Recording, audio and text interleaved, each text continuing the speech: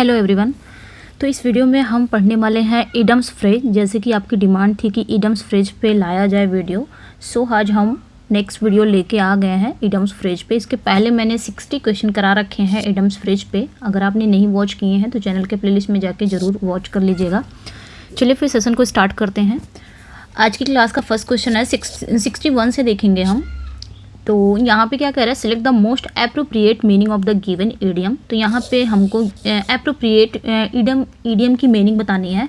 Bite off more than one can chew, bite off more than one can chew, इसका क्या मतलब होता है? इसका ये मतलब होता है, bite off more than one can chew का ये मतलब होता है कि जो आपकी लिमिट है ना, उस लिमिट से परे काम करने की कोशिश करना। जैसे आपकी मतलब कोई एलिजिबल, आप इतने में आपकी कैपेसिटी है एक काम करने की, लेकिन आपने क्या किया है, अपने कैपेसिटी से बढ़कर एक काम और ले लिया है, वो हो गया। मतलब अपनी सीमाओं से परे काम करने की कोशिश करना या क्षमता से अधिक जिम्मेदारी लेना। जितनी आपकी कैपेसिटी नहीं है उससे अधिक आपने रिस्पॉन्सिबिलिटी ले लिया है, तो इसका ये मतलब हुआ। सो राइट आंसर यहाँ पे हमारा क्या हो जाएगा, सी हो जाएगा। To make one more than one can deal with you, यहाँ पे आपका सी करेक्ट आंसर हो जाएगा, मतलब क्षमता से अधिक जिम्मेदारी लेना। नेक्स्ट वन पे आएंगे। नेक्स्ट वन है आपका, the police was able to find the guilty but the big fish escaped. जो पुलिस थी वो अपराधी को पकड़ने में एबल थी, जो पुलिस थे वो अपराधी को पकड़ने में, ढूंढने में, अपराधियों को, दोषियों को ढूंढने में सफल रही। लेकिन जो बिग फिश है, यहाँ पे हमें बताना है बिग फिश का क्या मतलब है। जो बिग फिश है वो छुपा रहा या भाग निकला। तो पुलिस ने अपराधियों को, दोषियों को पकड़ लिया, लेकिन जो बिग फिश है वो स्केप हो गया, भाग लिया। तो बिग फिश का मतलब क्या है? मेन लीडर्स की लार्ज साइज वंस, या फिर टॉल पीपल, या फिर प्लम मैन। तो यहाँ पे जो राइट आंसर हो जाएगा, मेन लीडर्स या फिर लार्ज साइज या फिर टॉल पीपल या प्लम। तो मेन लीडर्स, बिग फिश मतलब क्या होता है, मेन लीडर्स, यानी कि दोषियों का, गिल्टी का जो मेन लीडर था वो पकड़ा नहीं गया, बाकी उसके सब पकड़े गए। ओके, नेक्स्ट वन पे आएंगे। In the blink of an eye, in the blink of an eye, हम अपनी आँख को क्या करते हैं, बार बार झपकते रहते हैं ना, तो उसका क्या मतलब हुआ, in the blink of an eye. मैंने कहा ना कि आँख झपकते हुए ये काम हो गया, मैंने अपनी आँखें, in the blink of an eye ये काम हो गया। तो आँख को झपकते ही या पलक झपकते ही। सो राइट आंसर यहाँ पे हमारा क्या हो जाएगा, बी करेक्ट हो जाएगा। With in a very short period of time, कोई भी घटना अगर घट गई, ये घटना घटी कैसे, in the blink of an eye, मतलब पलक झपकते ही ये इंसिडेंट मेरे सामने हो गया। तो ये बहुत ही शॉर्ट पीरियड ऑफ टाइम में ये चीज़ें हो गई। ओके, तो यहाँ पे बी करेक्ट हो जाएगा। नेक्स्ट वन है be behind the times. Be behind the times का क्या मतलब होता है? बी बिहाइंड द टाइम्स कहते हैं नहीं, ये इंसान इससे बात करने लायक नहीं है, ये तो बी बिहाइंड द टाइम्स है, यानी कि पुराने ज़माने का होना। मैं हिंदी भी लिख दे रही हूँ यहाँ पे, पुराने ज़माने का होना। वीडियो लेंदी नहीं करना चाहती, इसलिए मैं यहाँ पे हिंदी नहीं लिख रही बल्कि हिंदी बताते जा रही हूँ। आप चाहे तो नोट डाउन अपना करते रहें। बी बिहाइंड द टाइम्स मतलब होता है पुराने ज़माने का होना, तो यहाँ पे बी ओल्ड फैशन हो जाएगा, ए करेक्ट हो जाएगा। Okay, next, select the most appropriate meaning of idiom. Back in saddle. Back in saddle means क्या होता है?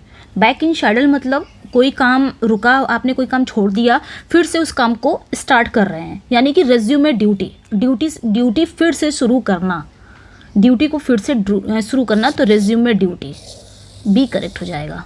ओके, आप हिंदी लिखते जाइएगा क्योंकि मैं लिख नहीं रही हूँ, ताकि हिंदी लिखना थोड़ा टाइम टेकिंग है, इस वजह से, ताकि वीडियो लेंदी ना हो जाए, मैं कम समय में ही पढ़ाना चाह रही हूँ। ओके, तो अगर आपको लिखना है नोट डाउन, मैं हिंदी बताते जा रही हूँ, नोट डाउन कर सकते हैं। Between the devil and the deep सी, मतलब डेविल जो है, डेविल और जो गहरा समुद्र है उसके बीच, अब अंदाज़ा लगा सकते हैं, एक तरफ डेविल है, एक तरफ डीप सी है, उसके बीच में कोई पर्सन है। तो इसका क्या मतलब हुआ, go fishing and cause trouble, कि बिटवीन टू ग्रेट डिफिकल्टीज, कि स्पीकिंग शार्पली, कि to being working seriously. Obviously एक तरफ डेविल है, एक तरफ कुआं है, एक तरफ खाई, इस तरह सोच सकते हैं, बीच में कोई पर्सन है, तो ऑब्वियसली वो क्या है, टू ग्रेट डिफ़िकल्टीज़ के बीच में है, दो मुसीबत के बीच में है, दो कठिनाई समस्याओं में होना। Between the devil and the deep sea का मतलब होता है दो कठिन समस्याओं में होना। B is correct here. Next one, next है बाय हुक और बाय क्रुक।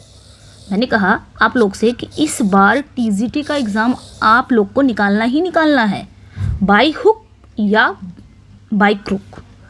मतलब इसका मतलब क्या हुआ, by hook and by crook का मतलब क्या होता है कि किसी भी कीमत पर, हिंदी में अगर हम लिखेंगे तो किसी भी कीमत पर, किसी भी कीमत पर, यानी कि by all means, be correct हो जाएगा यहाँ पे। किसी भी कीमत में मुझे टीजीटी का एग्ज़ाम निकालना ही निकालना है। ओके, ये ध्यान रखना है। नेक्स्ट वन, 1 मिनट में टीजीटी यहाँ पे मिटा ही दे रही हूँ। चलिए नेक्स्ट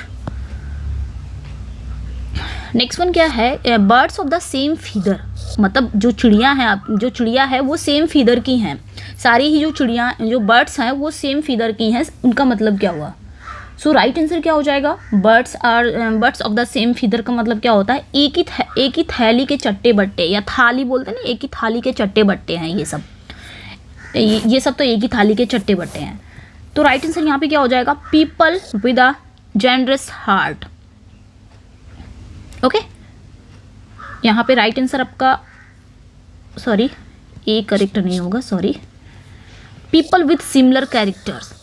एक ही थाली के चट्टे बट्टे, birds of the same feather की people with the similar characters, एक ही जैसे कैरेक्टर्स के लोग। ओके, उन्हीं को तो हम कहते हैं, तो उनको हम क्या बोलेंगे, ये आपने ध्यान रखना है, birds of the same feather. Next one पे आएंगे, blend over backwards. Blend over backwards का मतलब क्या होता है, यथासंभव प्रयास करना, मतलब कोई कसर नहीं छोड़ना। आप लगातार या कोई पढ़ाई कर रहे हो, यथासंभव आप प्रयास कर रहे हो, तो इसका मतलब क्या हुआ, यथासंभव प्रयास करना। ओके, यथासंभव प्रयास करना। सो राइट आंसर यहाँ पे क्या हो जाएगा, बी करेक्ट हो जाएगा, to exert a lot of effort towards some end, be correct here. Okay, next, best thing since sliced bread। best thing since sliced bread, इसका क्या मतलब हुआ, इसका ये मतलब हुआ कि मतलब कोई नई एवं उच्च गुण वाली सोच या वस्तु। ओके, कोई नई सोच जो बहुत ही हाई क्वालिटीज़ की सोच हो, हाई क्वालिटीज़ के गुण हो, हाई क्वालिटीज की थॉट हो, हाई क्वालिटीज की आपकी थिंग्स हो, वस्तु हो, तो उसे क्या बोलेंगे कि नई एवं उच्च गुण वाली वस्तु या सोच। सो राइट आंसर यहाँ पे क्या हो जाएगा, most useful innovation in a long time. Okay, next, by and large.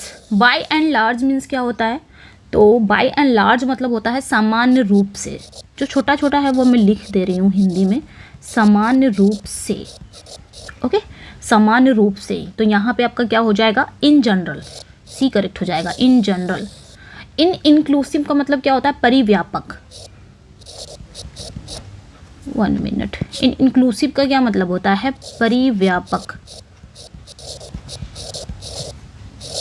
परिव्यापक। By choice मतलब क्या होता है, जानबूझकर, जानबूझकर। ओके, जानबूझकर। और आपका इन शॉर्ट तो पता ही है, संक्षेप में।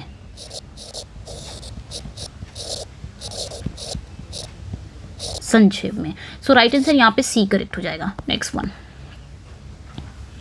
Butterflies in one's stomach. ये मैंने पढ़ा भी रखा है क्योंकि ये बार बार एग्जाम में पूछा जाता है। मैंने कहा है ना कि जो मैं एडम्स फ्रेज करा रही हूँ या वन वर्ड करा रही हूँ या फिर आपके सिनोनिम्स एंटोनिम्स जो भी करा रही हूँ ना, वो आपके मेन एग्जाम्स में बार बार पूछे गए हैं। तो आप इसको करते रहिए, आपके अपकमिंग एग्जाम के लिए भी इंपॉर्टेंट है।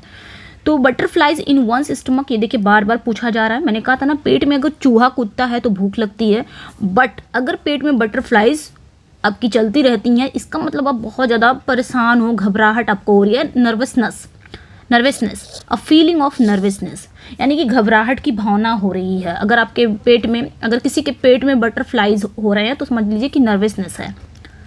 इसी तरह आप इसको रिलेट करके याद कर सकते हैं। Okay, next one, be on cloud 9।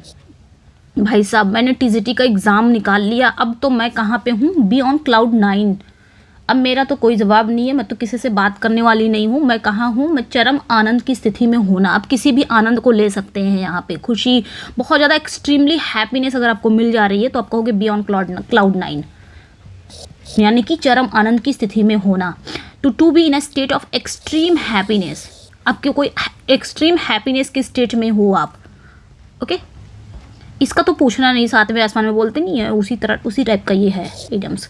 To bell the cat, to bell the cat, ये भी देखिए कितनी बार पूछा गया है। टू बेल द कैट यानी कि कैट के जो बेल बजाना, टू बेल द कैट यानी कि कठिन कार्यों में अगुवा होना। कोई कठिन, कोई डिफ़िकल्ट सिचुएशन है, उसका लीडर बनना, लीड करना। तो यहाँ पे सी करेक्ट हो जाएगा। To take a lead in difficult situations, मतलब कोई कठिन कार्य है और उसमें अपना लीडर बन जाना, अगुवा बन जाना। To bell the cat. Okay, next, जितने कम समय में ये हो जाए, है ना। To bury the hatchet, hatchet मतलब होता है चॉपर, चॉपर, या फिर आप इसे बोल सकते हैं चॉपर, कुल्हाड़ी भी बोल सकते हैं, कुल्हाड़ी भी होता है हैचेट। वैसे मैं इसकी अलग से मीनिंग बता रही हूँ। तो यहाँ पे बात कर रही है कि हैचेट को दफनाया जाए, बरी किया जाए। भाई हैचेट या कुल्हाड़ी हो गया, चॉपर हो गया, उसको दफनाएंगे तब भी तो क्या आएगा, पीस आएगा। टू मेक शांति, तभी तो शांति बना के रखेंगे। टू बरी द हैचेट मतलब क्या होता है, शांति स्थापित करना। टू मेक पीस, यहाँ पे डी करेक्ट हो जाएगा। नेक्स्ट, अब ब्लेसिंग इन डिस्गाइज, डिस्गाइज में ब्लेसिंग, इसका क्या मतलब हुआ, तो इसका मतलब ये हुआ दुख के भेष में सुख, दुख के भेष में सुख। अब डिस्गाइज को आपने क्या बना लेना है, दुख, दुख, उसके बाद आपने क्या कर लेना है, मिनट, एक मिनट, आई थिंक दुख मैं इस तरह लिख दूं, दुख के भेष में सुख, भेष में सुख। तो यही हुआ, इसका मतलब क्या हुआ, राइट आंसर यहाँ पे डी करेक्ट हो जाएगा। आई हिडन फेवर, कोई फेवर तो दे रहा है, आपका फेवर कर रहा है, लेकिन छुप छुप के फेवर कर रहा है, तो वही दुख है और उसी के भेष में सुख है। चलिए नेक्स्ट वन पे आएंगे। मेन एग्जाम्स में पूछे गए हैं ये question. Cost N arm and a leg, cost N arm and a leg मतलब क्या होता है, मतलब बहुत महंगा होना, कॉस्टली, आप इसे कॉस्टली भी बोल सकते हैं, यानी कि महंगा, एक्सपेंसिव, एक्सपेंसिव महंगी चीज़ें होना, कॉस्टली होना। तो cost N arm and a leg यानी कि महंगा होना। तो यहाँ पे आपका राइट आंसर हो जाएगा C, B extremely expensive. Next, next one है cook the book, cook the book, ये इसका क्या मतलब हुआ, बुक को पकाओ, cook the book. Cook the book मतलब यहाँ पे आपने क्या बताना है कि जो बही खाता होता है ना, बही खातों में गड़बड़ी करना, हिंदी लिख दे रही हूँ मैं यहाँ पे, आप चाहे तो लिख सकते हैं, बही खातों में गड़बड़ी करना। ओके, बही खातों में गड़बड़ी करना यानी कि to falsify financial records, A correct हो जाएगा। Next one, to cut a long short story मतलब एक लॉन्ग स्टोरी को कट करके उसे शॉर्ट बना के सुनाना, एक लॉन्ग स्टोरी को कट करके शॉर्ट कर देना, उसे क्या बोलेंगे, मतलब इसका क्या मतलब हुआ, टेल समथिंग ब्रीफली, कि like to tell long stories, like to tell short stories, कि tell something is a round about way, क्या इसे बोला जाएगा, 79 का बताना है।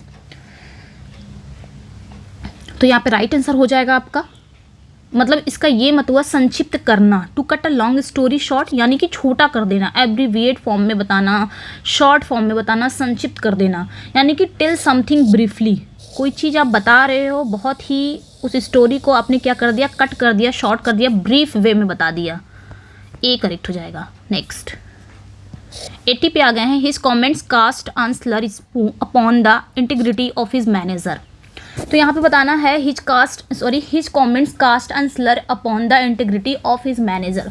तो कास्ट ऑन स्लर अपॉन मतलब क्या होता है ये बताना है, मतलब यहाँ पे बात क्या हो रही है कि जो उनके जो कमेंट्स हैं, तो यहाँ पे बात कर रही है कि उनके जो कमेंट्स हैं, his comments cast on slur upon the integrity of his manager, उनके जो कमेंट्स हैं उनके मैनेजर की ईमानदारी पर कलंक लगाती है, मतलब उनके मैनेजर की ईमानदारी को क्या करती है, क्षतिग्रस्त करती है, बिगाड़ती है।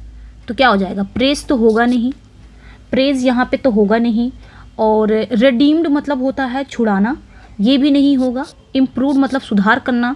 भाई उनके यहाँ पे उनके मैनेजर की जो ईमानदारी पर क्या हुआ है, क्षतिग्रस्त हुआ है, क्षतिग्रस्त मतलब डैमेज कर दिया गया है, उनके मैनेजर की ईमानदारी को बिगाड़ दिया गया है, बहुत ही क्लंक साबित कर दिया गया। तो यहाँ पे कास्ट ऑन सेलर अपॉन मतलब होता है डैमेज कर देना, बिगाड़ देना, क्षतिग्रस्त कर देना। सो यहाँ पे सी करेक्ट हो जाएगा। नेक्स्ट वन है the threat of the pandemic is not just a cry in the wilderness. तो क्राई इन द विल्डरनेस का मतलब क्या होता है? तो यहाँ पे बात क्या हो रही है कि जो पैंडेमिक है, पैंडेमिक का खतरा सिर्फ जंगल में मची चीख पुकार तक नहीं है। तो यहाँ पे जो पैंडेमिक का जो खतरा है सिर्फ कहाँ तक नहीं है, cry in the wilderness. Cry in the wilderness मतलब क्या होता है? चेतावनी को ध्यान देना, चेतावनी को ध्यान देना। जो चेतावनियाँ हैं जो आ रही हैं, यानी कि जो पैंडेमिक आ रहा है उसको ध्यान देना, चेतावनी को ध्यान देना। ठीक है, तो इसका क्या मतलब हुआ? चेतावनी को ध्यान देना मतलब unheeded warning, an unheeded warning. ठीक है, नेक्स्ट वन पे आएंगे। You must have a concrete project and not build castle in the air if you want to submit an application for a loan. हमें बताना है कैशल्स इन द एयर का मतलब क्या होता है। जो कैशल्स इन द एयर है इसका इडियम हमें बताना है। तो पहले यहाँ पे देखेंगे, सेंटेंस को पूरा देखेंगे। You must have a concrete project. यहाँ पे बात क्या हो रही है कि आपके पास एक कॉन्क्रीट प्रोजेक्ट होना चाहिए, एक ठोस प्रोजेक्ट होना चाहिए और हवा में महल नहीं बनाना चाहिए। आपको क्या है? Not build castle in the air, हवा में महल नहीं बनाना चाहिए। और you want to submit an application, आपको लोन के लिए एक एप्लीकेशन को सबमिट करना चाहिए, लोन के लिए एक आवेदन चाहिए। तो यहाँ पे बताया जा रहा है कि कैशल इन द एयर मतलब वही बात हुई कि हवा में महल बनाना, यानी कि ख्याली पुलाव बनाना, ख्याली पुलाव बनाना, यानी कि हवा में महल बनाना। कोई चीज़ अभी हुआ ही नहीं है और आपने क्या किया? ख्याली पुलाव बनाने।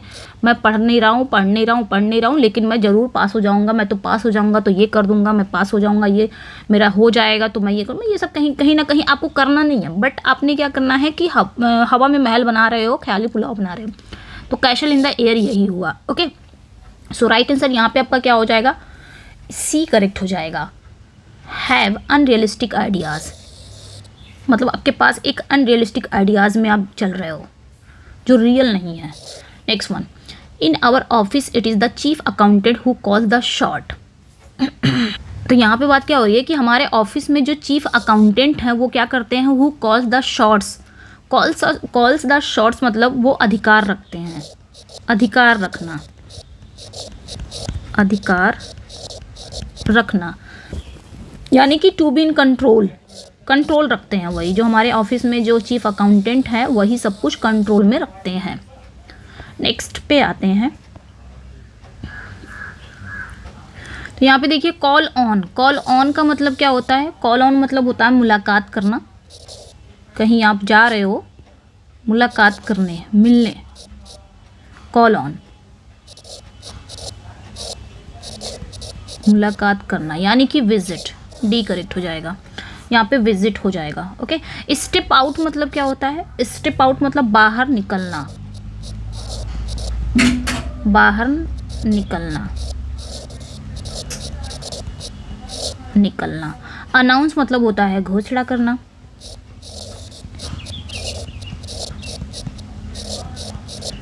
चलिए यहाँ पे डी करेक्ट हो जाएगा। नेक्स्ट पे आते हैं। नेक्स्ट पे देखेंगे हम यहाँ पे the loyal watchman was cut to the quick when he was accused of theft. तो जो लॉयल वॉचमैन है उसे क्या कर दिया गया? Cut to the quick when he was accused of theft. जब उस पर चोरी का इल्ज़ाम लगाया गया तो सारे लोग क्या हो गए? यानी कि जो लॉयल वॉचमैन है उस पर चोरी का इल्ज़ाम लगाया गया तो सारे लोग क्या हो गए? कट टू द क्विक हो गए। तो कट टू द क्विक मतलब दिल को चोट पहुंचाना या पहुंचना। दिल को कट टू द क्विक मतलब ही होता है दिल को चोट पहुंचाना, दिल को चोट पहुंचाना या पहुंचना भी बोल सकते हैं आप इसे, पहुंचना।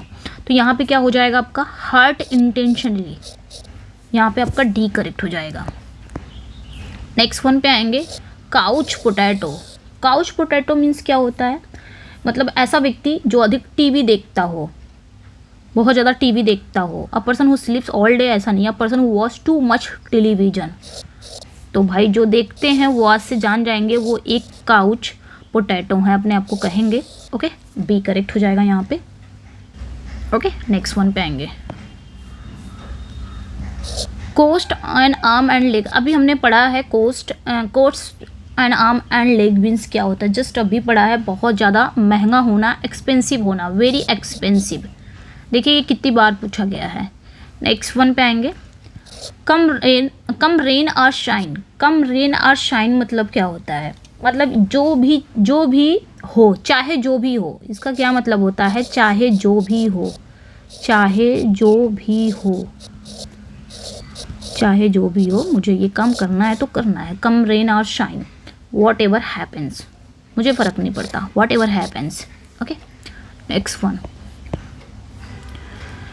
89 पे आते हैं। 89 का क्या कह रहा है कि all those who carried the day in reality shows fail to make a mark later. मतलब यहाँ पे बात क्या हो रही है कि जितने भी लोग हैं, जितने भी इस रियलिटी शोज़ में आए हैं अपने आप को सफल बनाने के लिए, लेकिन बाद में वो क्या होते हैं, वो अपनी पहचान बनाने में नाकामयाब रहते हैं।